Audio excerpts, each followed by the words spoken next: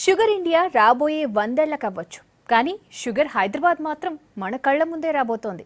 Sugar Hyderabad ఏంటి అంతా తీయగా చేసేస్తారా అని అనుకుంటున్నారా?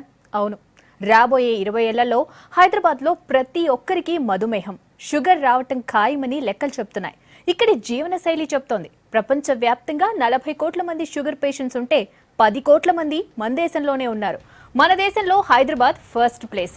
16 లక్షల మంది షుగర్ పేషెంట్స్ తో హైదరాబాద్ ఫస్ట్ ప్లేస్ కొట్టేసింది. డయాబెటిక్ క్యాపిటల్ గా రికార్డ్ క్రియేట్ చేసింది.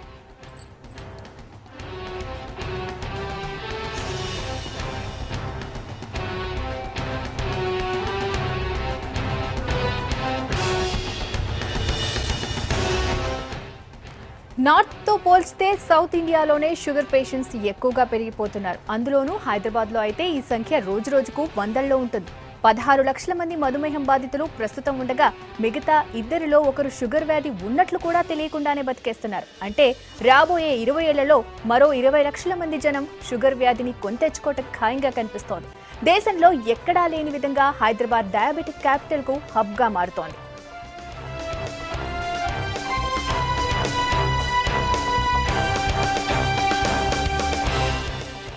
షుగర్ వ్యాధి వస్తే మీ శరీరాన్నే కాదు, మీ ఇంటిని కూడా గుళ్ళ చేస్తోంది. మీ ఆదాయాన్ని ఆవిరి చేస్తోంది. ఇంట్లో ఒకరికి షుగర్ వస్తే 20% ఆదాయం చికిత్స కోసం ఖర్చు చేస్తున్నారు హైదరాబాదీలు. అంతేకాదు, చిన్న చిన్న జాగ్రత్తలు తీసుకోవటం వల్ల ఈ వ్యాధి బారిన పడుతున్నారు. ఉదయం లేచింది మొదలు ఉరుకులు పరుగులే కానీ ఒంటికి కసరత్తు లేకుండా చేయటమే హైదరాబాదీలకు షుగర్ రావడానికి ప్రధాన కారణం. మానసిక ఒత్తిడి కూడా హైదరాబాద్ను పట్టి పీడిస్తోంది. ఈ ఒత్తిడి వల్ల కూడా 50% షుగర్ వ్యాధి బారిన పడుతున్నారు.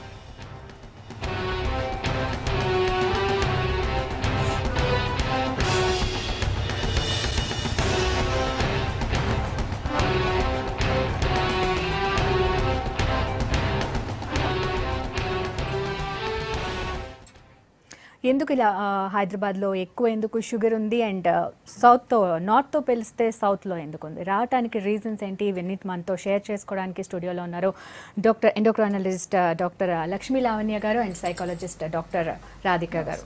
నమస్తే అండి. డాక్టర్ గారు చెప్పండి, అంటే ఎక్కువ మన హైదరాబాద్లో ఇండియాలోనే పోలిస్తే ఇండియా ఎక్కువ ఉంది అండ్ ఇండియాలో హైదరాబాద్లో ఎందుకు అలా? సో నేను అనుకోవడం అయితే ఇండియాలోనే ఎక్కువ, ఎందుకంటే మన డైటరీ హ్యాబిట్స్ ప్లస్ మన ఎడ్యుకేషన్ లెవెల్ అది ప్రివెంట్ చేసుకోవడానికి వీలుగా లేకుండా ఇంకా ప్రాంప్ట్ చేసుకోవడానికి వీలుగా ఉన్నాయేమో.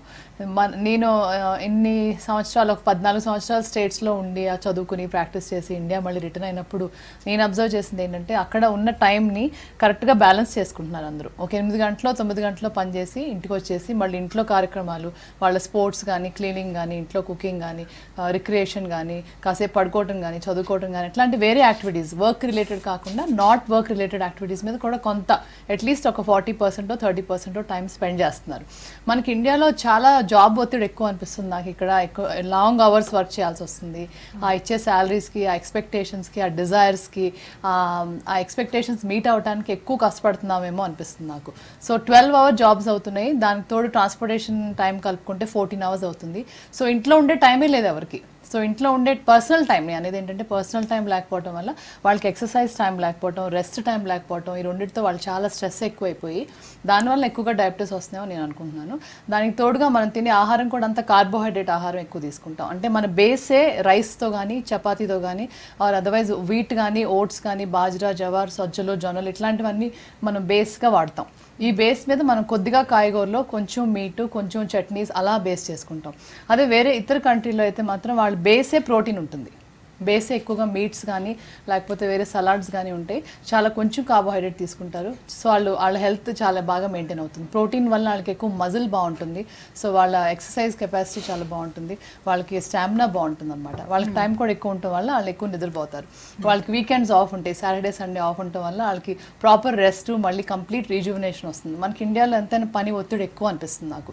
Both government sector, private sector రెండు కూడా అతిగా ఓవర్ వర్క్ చేస్తున్నామేమో అనిపిస్తుంది నాకు. రైట్ అండి. అంటే చెప్పారంటే వర్క్ అవర్స్ కానివ్వండి, మన దగ్గర పని ఒత్తిడి అవనివ్వండి, లేదంటే మనకున్న టైం మేనేజ్మెంట్ తెలియకపోవడం కానీ, ఎంతవరకు స్ట్రెస్ రిలేట్ చేస్తుంది అంటారండి డయాబెటీస్ రావడానికి? చాలా వరకు అసలు మనం ఆ స్ట్రెస్ని దీన్ని రెండింటినీ కొంత కలిపి చూడొచ్చు అని నేను యాజ్ ఎ సైకాలజిస్ట్ నా అనుభవంతో చెప్తానండి. చాలామంది ఏమనుకుంటారంటే అంటే మీరు ఇచ్చిన వీటిలలో కూడా చూశాను, ఫిజికల్ యాక్టివిటీ లేకపోవడం వల్ల షుగర్ పెరుగుతుంది. ట్రూ. ఫిజికల్ యాక్టివిటీ వల్ల ఏం జరుగుతుంది, మనకి ఈ ఒత్తిడి, మానసిక ఒత్తిడి ఇవన్నిటి వల్ల ఏవైతే కార్టిజాల్ లాంటి హార్మోన్స్ మన బ్లడ్లోకి రిలీజ్ అవుతూ ఉన్నాయో అవి లాంగ్ టర్మ్ ఉండడం కూడా ఒక మేజర్ కాంట్రిబ్యూటరీ ఫ్యాక్టర్ అవుతుంది డయాబెటీస్ రావడానికి. కాబట్టి దాన్ని ఖర్చు పెట్టేయడానికి మనం వాకింగ్కి వెళ్ళడము, లేకపోతే ఫిజికల్గా స్ట్రెయిన్ అయ్యే వర్క్స్ చేయడము, ఇలాంటివన్నీ కూడా మనకి హెల్ప్ చేస్తాయి. కానీ ఇప్పుడు చూడండి, ఈ మధ్యకాలంలో చూస్తున్నాం పల్లెటూళ్ళల్లో ఫిజికల్ యాక్టివిటీలు చాలా చేసే వాళ్ళల్లో కూడా మనకు డయాబెటీస్ అనేది చాలా కనబడుతుంది. సో దీనికి మనం రూట్స్గా అంటే కొంచెం మనం రూట్స్లోకి వెళ్తే అసలు ఫస్ట్ ఆఫ్ ఆల్ ఈ డయాబెటీస్కి స్ట్రెస్ ఎలా కాంట్రిబ్యూట్ చేస్తుంది అన్న క్లారిటీ మనకు తెలిస్తే నిజం చెప్పాలంటే చాలా వరకు దీని మీద మనం కంట్రోల్స్ తెచ్చుకోవచ్చు అని నేను అనుకుంటూ ఉంటాను. స్ట్రెస్ ఉన్నప్పుడు ఆ మైండ్కి వెళ్ళే సిగ్నల్ మన బ్రెయిన్కి త్రూ నర్వ్స్ ఏం సిగ్నల్ వెళ్తుంది అంటే, రీసెర్చ్లో మనకు బయటపడింది ఏంటంటే, ఎదురుగుండా ఒక పులి ఉందనుకోండి ఫర్ ఎగ్జాంపుల్, ఒక డేంజర్కి మనం ఫేస్ చేస్తున్నప్పుడు ఏ రకమైన సిగ్నల్ వెళ్తుందో when a person is under stress ఆ సిగ్నల్ బ్రెయిన్కి వెళ్తుంది. అందుకే ఫైట్ ఆర్ ఫ్లైట్ మెకానిజం గురించి చాలా మేడం కూడా she will agree with me. Stress ఉన్నప్పుడు ఫైట్ ఆర్ ఫ్లైట్ మెకానిజం మనలో అటానమిక్ నర్వస్ సిస్టమ్ అనే ఒక సిస్టమ్ ఉంటుంది, అది యాక్టివేట్ అవుతుంది. దాని మెయిన్ రోల్ ఏంటంటే, ఎదురుగుండా మనకు పులి వచ్చింది అనుకోమా, ఏం చేస్తాం మనం, ఐదర్ దాంతో పోట్లాడాలి మనకున్న ఆప్షన్, ఆర్ అక్కడి నుంచి పారిపోవాలి. ఈ రెండే కావాలి. ఈ రెండు కావడానికి మనలో మజిల్ స్ట్రెంగ్త్ కావాలి, అంటే గ్లూకోజ్ బాగా కావాలి కదా, మనకు శక్తి అంటే గ్లూకోజే కదా. సో మన ఫుల్ బాడీ మెకానిజమ్స్ అన్నీ కూడా, మన బ్రెయిన్, గ్లాండ్స్ అన్నీ కూడా ఏం చేస్తాయంటే షుగర్ లెవెల్స్ని ఎక్కువగా అక్యుములేట్ చేసి మన మజిల్స్కి రెడీ పెడతాయి. నీకేం కావాలంటే అది చేసుకో, దీన్ని నువ్వు పరిగెడతావో పోట్లాడతావో ఏం చేస్తావో చేసుకోవని, ఇగో నేను రెడీ రిజర్వ్ తయారు చేసి పెడుతున్నాను అని చెప్పేసి మన హోల్ బాడీ సిస్టమ్ మనకి హెల్ప్ చేయడానికి, ఆ డేంజర్ని ఓవర్కమ్ కావడానికి మనకు ఆ రిజర్వ్ పెడుతుంది. నిజంగా ఎదురుగుండా పులి ఉన్నప్పుడు ఇట్ హెల్ప్స్ వండర్ఫుల్లీ, మనకు దేనికైనా పనికి వస్తుంది. బట్ ఇక్కడ స్ట్రెస్ అనేది ఏంటి, ప్యూర్లీ సైకలాజికల్. నేను ఇప్పుడు ఇంటి నుంచి ఇక్కడికి వస్తున్నప్పుడు టైంకి చేరతానా లేదా అన్న ఆలోచనను నేను ఎలా తీసుకుంటున్నానో ఆ దాని మీద నేను స్ట్రెస్డ్ అవుట్ అవుతానా కాదా అన్నది డిపెండ్ అవుతుంది. ఓకే ఫైన్, వెళ్ళే కార్ వెళ్తోంది నేను అంటే స్ట్రెస్ అన్నది సైకలాజికల్. అంటే ఇక్కడ ఎనిమి ఇక్కడ ఉంది, దీంతో పోట్లాడలేం, పరిగెత్తలే, ఏమంటారు, ఆ షుగర్ లెవెల్స్ ఏం ఖర్చు అవ్వవు. సో అందుకోసం ఈ ప్రిజర్వ్ అయిన షుగర్ లాంగర్ టైమ్స్లో ఉండి చివరికి అది డయాబెటీస్గా తయారవుతుంది. కాబట్టి మీరు ఫిజికల్ వర్క్ ఎంతన్నా చేయండి, మన ఆలోచన విధానంలో, మన స్ట్రెస్ రెస్పాన్సెస్లో తేడా రానంత వరకు ఈ డయాబెటీస్ యొక్క రూట్స్ అనేవి మారవు. అది నేను చెప్పదలుచుకున్నాను. ఓకే డాక్టర్ గారు, మీరు ఎందుకు అన్నారు ఫుడ్ హ్యాబిట్స్ విషయానికి వస్తే మనం ఎక్కువ కాప్స్ తీసుకుంటాం అన్నో రొట్టెలు బట్ ఈ మధ్య కాలంలో ఎవరు ఇంట్లో వండిన అన్నం తిన్నా అయితే కనిపించట్లేదు. ఆల్మోస్ట్ ఫాస్ట్ ఫుడ్కి అలవాటు అయిపోయాం మనం కూడా. అండ్ ఇంట్లో హౌస్ వైఫ్స్ అనివ్వండి, లేదంటే బయట జాబ్ హోల్డర్స్ అని త్వరగా ఏదైపోతే అది చేయాలని. బట్ ఈవెన్ దో ఆ ఫుడ్ కూడా మనం డయాబెటీస్ రావడానికి ఎఫెక్ట్ చేస్తుందంట. ఆ ఫుడ్ ఇంకా డయాబెటీస్ రావడానికి ఎక్కువ ఎఫెక్ట్ చేస్తుంది, ఎందుకంటే ఈ ఫుడ్లో ఎక్కువ చాలా ఫ్యాట్స్ ఉంటాయి. తర్వాత ఇప్పుడు మనం బయట ఆగి తీసుకునేది ఏంటి, కర్రీ పాయింట్. సరే ఈజీగా తీసుకునే cheap and best curry point. Low middle class బాగా low socio economic, stop and get 1 packet of dal or 1 curry, ఇంటికెళ్ళి రైస్ పెట్టుకుంటారు చాలా మంది, అంతే 60% అంతే. ఇంకా ఎక్కువ ఎఫోర్డబిలిటీ ఉన్న వాళ్ళు మెక్డానల్డ్స్, పిజ్జా హట్. ఇంకా ఎక్కువ ఎఫోర్డబిలిటీ ఉండి టైం ఉండి వెయిట్ చేయగలిగే వాళ్ళు ప్యారడైజ్ బిర్యానీ, ఇంకేదో బిర్యానీ. అందులో ఇంకా మంచిగా చేసే బిర్యానీలు చాలా తక్కువ ఉన్నాయి. ఎక్కువగా అంతా రీహీట్ చేసిన ఆయిల్స్, రీహీట్ చేసిన డాల్డా, లేకపోతే వేరే చీప్ ఆయిల్స్, చీప్ ఫ్యాట్స్ వాడే చేసేది ఎక్కువగా ఉంటాయి అన్నమాట. సో ఈ KFCలో చేసే deep fry chicken, don't you think ఒకసారి ఫ్రై చేస్తారని, అవి ఈజీగా ఒక 4-5 టైమ్స్ ఫ్రై చేస్తారు. యూఎస్లోనే ఒకసారి ఫ్రై చేయరు, ఇక్కడైతే ఇంకా 3-4 టైమ్స్, ఈజీగా 5-6 టైమ్స్ ఫ్రై చేస్తారు సేమ్ ఆయిల్ని రీఫ్రై.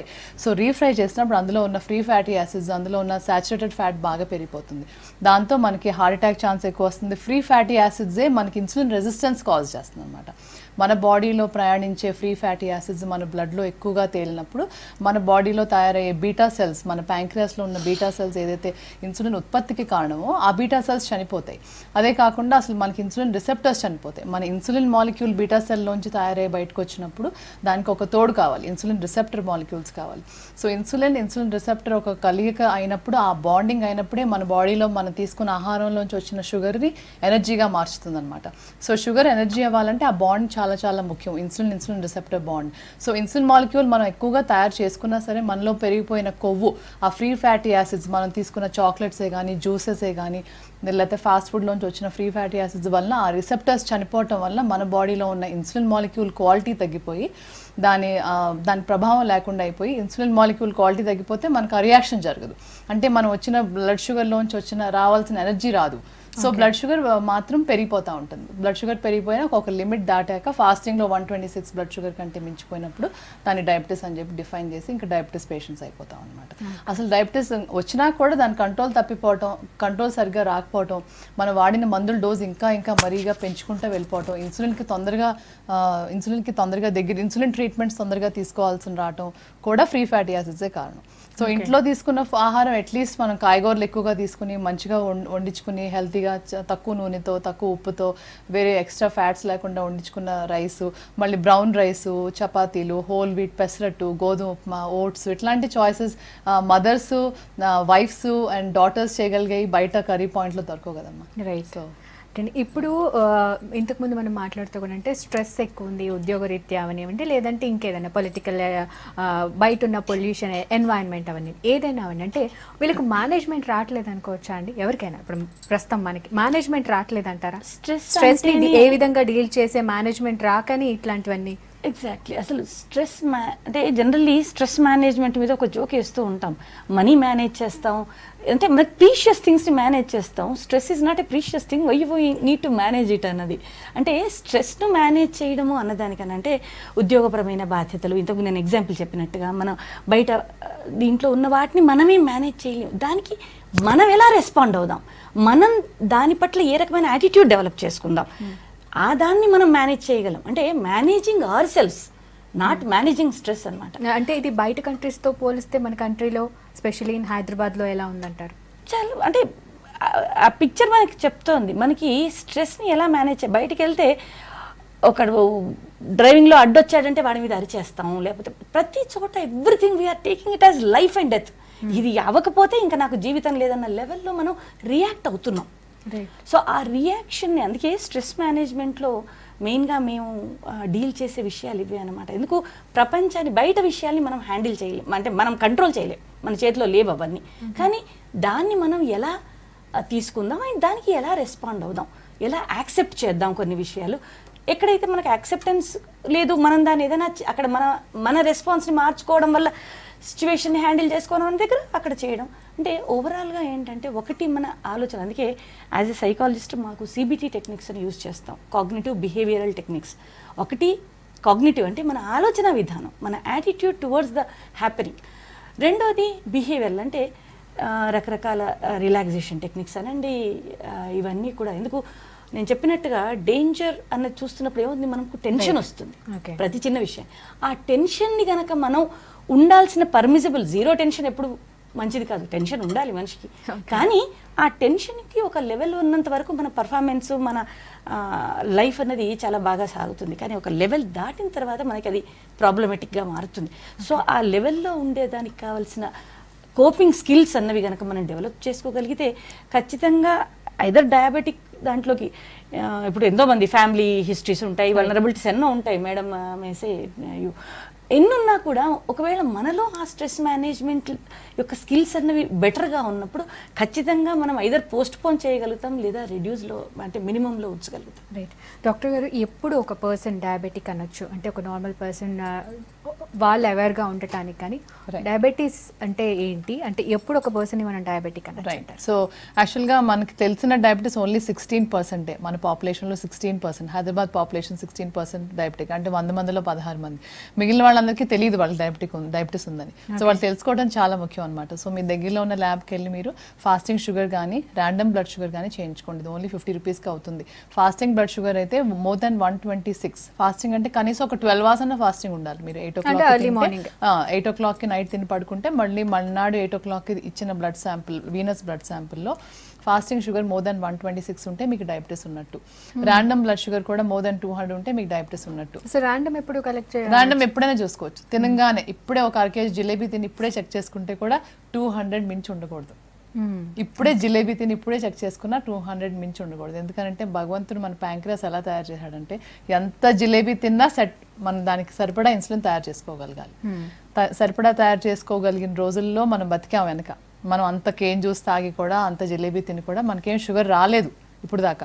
సో కానీ వచ్చిన వాళ్ళు ఉన్నారు, ఒక జిలేబీ తింటే కూడా 200కి 400కి వెళ్ళిపోయిన వాళ్ళు ఉన్నారు. వాళ్ళలో ఏదో లోపం జరిగింది, వాళ్ళలో ఎనఫ్ ఇన్సులిన్ తయారు కావట్లేదు కనుక వాళ్ళకి ఆ ఇన్సులిన్ లేకపోవటం వల్ల షుగర్ పెరిగిపోతుంది.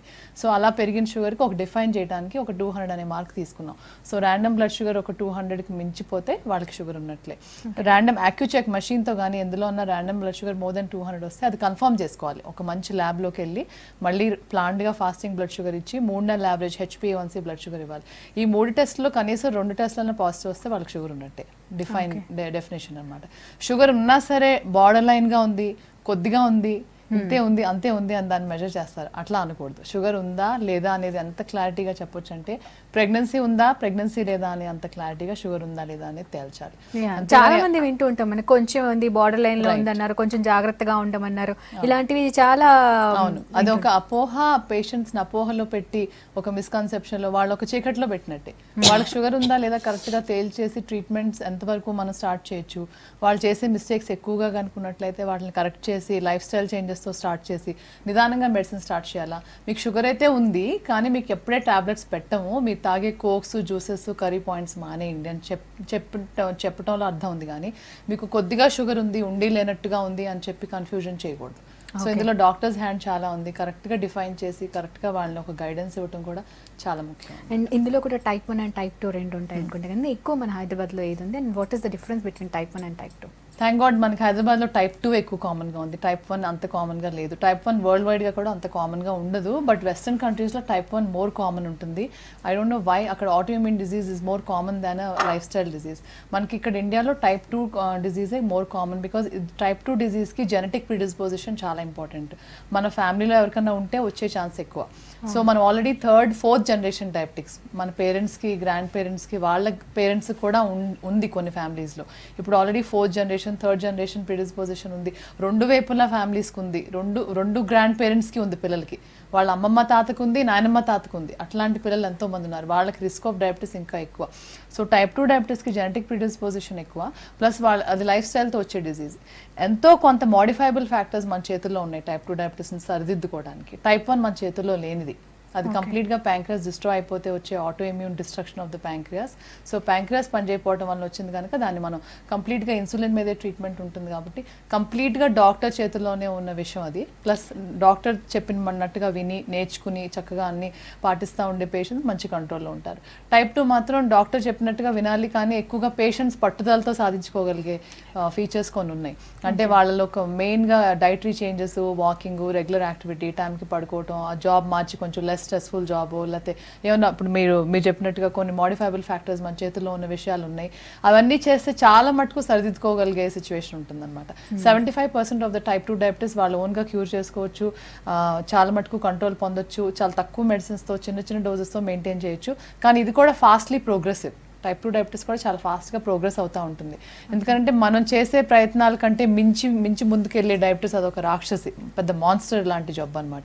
సో చాలా ఫాస్ట్గా ప్రోగ్రెస్ అవుతూ ఉంటుంది. అందుకనే దాని పోటీగా మనం కూడా మందులు, ఇన్సులిన్ ఎప్పటికప్పుడు టైంకి ఫాలో అప్, రివ్యూ చేసుకుంటా, అనాలిసిస్ చేసుకుంటా ముందుకెళ్ళాలి. ఓకే, ఇప్పుడు వచ్చింది అని తెలియకుండా ఉన్న వాళ్ళు ఉన్నారు. ఒకవేళ వచ్చిందని తెలిసిన తర్వాత ఇప్పుడు డాక్టర్ అనేది ఒక మాన్స్టర్ అని డెఫినెట్గా భయం అనేది ఉంటుంది వచ్చిన వాళ్ళకి. రాకమునిపే చాలా స్ట్రెస్గా ఉన్నవాళ్ళు ఇంకా వచ్చిన తర్వాత ఆ స్ట్రెస్ అనేది దాన్ని ఇంక్రీజ్ చేయటంలో ఎంతవరకు ఉంటుందండి? ఆ టైంలో ఎటువంటి జాగ్రత్తలు తీసుకోవాలంటారు? ఇప్పుడు మేడం ఒక మంచి చెప్పారండి. నేను యాక్చువల్లీ ఫస్ట్ స్టార్టింగ్లో టైం వల్ల నేను ఇప్పుడు మన సిటీలో కాదు చూడండి, మీరు ఈవెన్ ఇండియా లెవెల్లో చూడండి, చాలా వరకు మేడం అన్నట్టుగా టైప్ 2 వాళ్ళు ఎక్కువ ఉన్నారు. నిజంగా కూడా ఇప్పుడు నేను చెప్పిన స్ట్రెస్ రిలేటెడ్ ఇవన్నీ కూడా మిగతా ఫస్ట్ టైప్ 1 అన్నది మెయిన్లీ బయాలజికల్. మేడం అన్నట్టు అది ఓన్లీ డాక్టర్ చేతిలో పని. అదేదో ఇప్పుడేదో ప్రాబ్లం వచ్చింది డాక్టర్ దగ్గరికి వెళ్ళాం మందులో ఆ రూట్లో. కానీ ఈ టైప్ 2 అన్న దాంట్లోనే ఈ లైఫ్ స్టైల్ ప్రాబ్లం, ఇప్పుడు మేడం అన్నట్టు ఫుడ్, ఇవన్నీ కూడా కాంట్రిబ్యూట్ చేస్తుంది అంతా టైప్ 2. అండ్ నిజంగా కూడా ఈ నంబర్లు పెరిగి మీరు ఏవైతే స్వీట్ భయం అయిపోతుంది అన్నది కూడా అంతా టైప్ 2 వాళ్ళతోని. సో కాబట్టి ఈ స్ట్రెస్ మేనేజ్మెంటు ఇవన్నీ లైఫ్ స్టైల్ మేనేజ్మెంట్స్ ఇవన్నీ కూడా ఎక్కువగా వర్క్ చేసి మేడం అన్నట్టు మన చేతులతో అట్లీస్ట్ ఓకే ఇప్పుడు మేడం అన్నట్టు అది ప్రోగ్రెస్ అవుతూ ఉంటుంది, కానీ దాన్ని మనం డిలే చేయొచ్చు.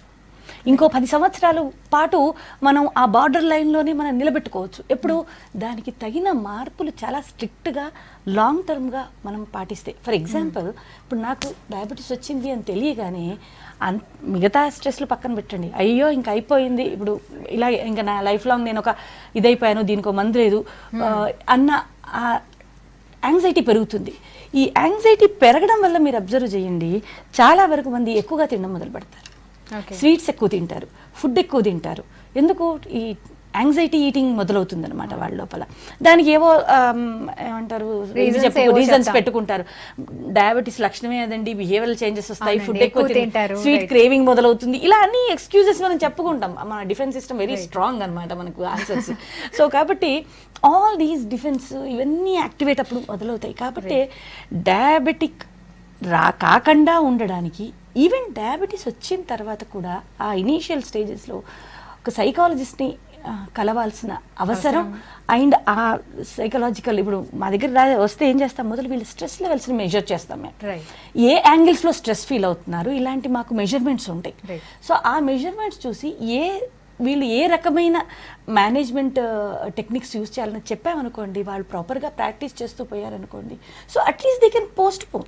ఇప్పుడు ఇవాళ రేపు 30 ఏళ్ళు 40 ఏళ్ళకే హార్ట్ ప్రాబ్లమ్స్లోకి దిగుతున్న వాళ్ళు at least they can post phone 10-20 years post phone చేసుకోవచ్చు. లావణ్య గారు, వంశపారంపర్యంగా వస్తుంది, ఉన్న వాళ్ళకి వచ్చే ఛాన్సెస్ ఉన్నాయి అని తెలిసినప్పుడు, అంటే రాకుండా ఎటువంటి జాగ్రత్తలు ఏమైనా తీసుకోవడానికి, వ్యాక్సినేషన్ ఇట్లాంటివి ఏమైనా ఉంటాయండి? ఐ విష్ వ్యాక్సినేషన్ ఉంటే చాలా బాగుండేదమ్మా, మనందరికీ రాకుండా ఆపుకోగలిగే వాళ్ళం. ఫ్లూ వ్యాక్సిన్ లాగానో, న్యూమోవాక్స్ లాగానో. కానీ అంత ఈజీగా తేల్చేది కాదు. అంత ఈజీగా తేల్చేదైతే దీని గురించి ఇంత చదువు, ఇంత ప్రోగ్రామ్స్ చేసేవారు కాదేమో మీరు, అంత ఈజీగా తేల్చేదైతే కనుక. యాక్చువల్గా ఇది డయాబెటీస్ కానీ మనం ప్రివెంట్ చేసుకోవచ్చు, దీనికి చాలా హోప్ ఉంది. సో ఒక మంచి స్టడీ గురించి చెప్తాను. It's called diabetes prevention program అనమాట. ఇది వరల్డ్ వైడ్గా కొన్ని మిలియన్స్ ఆఫ్ వాలంటీర్స్తో చేశారు. సో ఎన్నో centres, multi centre all over the world చేశారు, ఇంక్లూడింగ్ జపాన్ నుంచి సౌత్ ఆఫ్రికా, సౌత్ అమెరికా వరకు కూడా చేశారు. ఇందులో ఇండియా కూడా ఇన్వాల్వ్ ఉంది. సో ఇది ఎట్లాంటి పేషెంట్స్ని తీసుకున్నారంటే, వాళ్ళ ఫ్యామిలీ మెంబర్స్కి ఎవరికో ఒకరికైనా ఇద్దరికైనా డయాబెటీస్ ఉండి వీళ్ళు ఎట్ రిస్క్ పేషెంట్స్ అందరినీ తీసుకున్నారు. సో వీళ్ళందరినీ లైన్లో నుంచోబెట్టారు. కొన్ని మిలియన్స్ ఆఫ్ పీపుల్ ఉన్నారు, అబౌట్ 11 million పీపుల్ని స్టడీలో ఎన్రోల్ చేశాక ఇందులో హాఫ్ మందికేమో లైఫ్ స్టైల్ చేంజెస్ మాత్రమే చెప్పారు. అంటే వాకింగ్, డైటింగ్, ఎక్సర్సైజ్, ప్రాపర్గా ఫుడ్ తీసుకోవటం, చెకింగ్కి రావటం, డాక్టర్ని కలవటం, ఇట్లాంటివి. ఇంకో హాఫ్ మందికి లైఫ్ స్టైల్తో పాటుగా మెట్ఫార్మిన్ కూడా ఇచ్చారు. అదొక మందు అనమాట. మెట్ఫార్మిన్ అనేది డయాబెటీస్ ట్రీట్మెంట్కి వాడే మందు. అది 500 mg tablet 2 times a day ఇచ్చారు వీళ్ళకి. అయితే ఈ వీళ్ళని కొన్నాళ్ళు ప్రోగ్రెసివ్గా చూసారు, ఒక 5 years 6 years. ఒక 5 years చూసినాక వాళ్ళకి ఏమర్థమైందంటే 10% ఆఫ్ ద బాడీ వెయిట్ తగ్గించుకుని చక్కగా రెగ్యులర్గా ఎక్సర్సైజ్ చేసి డైట్ అది పాటించి షుగర్స్ అని తగ్గించి కాంప్లెక్స్ కార్బోహైడ్రేట్కి స్విచ్ చేసుకున్న వాళ్ళందరిలో 58% ఛాన్స్ తగ్గిందంట షుగర్ వచ్చే ఛాన్స్. అంటే ఎటువంటి మెట్ఫార్మిన్ ఇవ్వకుండా ఉన్న వాళ్ళ లైఫ్ స్టైల్ చేంజ్ చెప్పిన వాళ్ళకి, ఓన్లీ లైఫ్ స్టైల్ చెప్పిన వాళ్ళకి 58% తగ్గించుకున్నారు, వాళ్ళు షుగర్ రాకుండా ఆపుకోగలిగారు. ఇంకొక హాఫ్ గ్రూప్లో 38% మందికి షుగర్ ఆపుకోగలిగారు. అంటే మందు కంటే కూడా బాగా ఎఫెక్టివ్గా పనిచేసింది లైఫ్ స్టైల్ చేంజెస్. ఇంకొక చిన్న క్వశ్చన్ అండి నాది, అంటే ఓకే పెద్దవాళ్ళు అంటే వాళ్ళ లైఫ్ స్టైల్ అనుకోండి, తింటాం అనుకోండి, ఏదండి పిల్లలు కూడా ఓకే, బట్ చిన్న పిల్లల్లో ఎందుకు వస్తుంది ఇది? సో చిన్న పిల్లల్లో 2 రకాలుగా వస్తుంది. చిన్న పిల్లల్లో ఎక్కువ కామన్గా వచ్చేది type 1 డయాబెటీస్, అంటే వాళ్ళ ప్యాంక్రస్ చెడిపోవటం వల్ల వస్తుంది. సో ఇది దురదృష్టం వల్ల, జస్ట్ ప్యూర్ బ్యాడ్ లక్, వాళ్ళకి autoimmune attack in the young age pancreas చెడిపోవటం వల్ల, అదొక రకమైన మ్యూటేషనల్ చేంజెస్, ఒక రకమైన మాలిక్యులర్ చేంజెస్ జరగటం వల్ల type 1 డయాబెటీస్ వస్తుంది. type 2 డయాబెటీస్ కూడా పిల్లల్లో కామన్గా రావచ్చు, ఒబిసిటీతో వస్తుంది.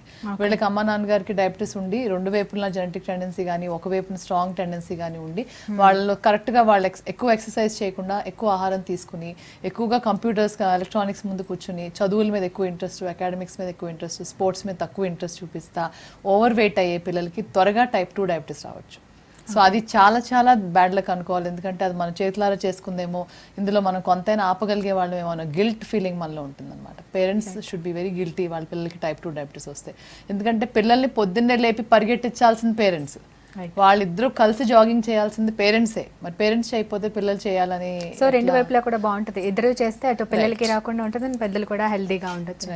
Thank you so much doctors, and మంచి వాల్యుబుల్ విషయాలన్నీ మాతో షేర్ చేసుకున్నారు. థ్యాంక్ యూ అండి. చూసారు కదండి, షుగర్ వినటానికి చాలా తీపిగా ఉన్న బట్ అనుభవించే వాళ్ళకి మాత్రమే తెలుస్తుంది ఆ బాధ ఏంటో.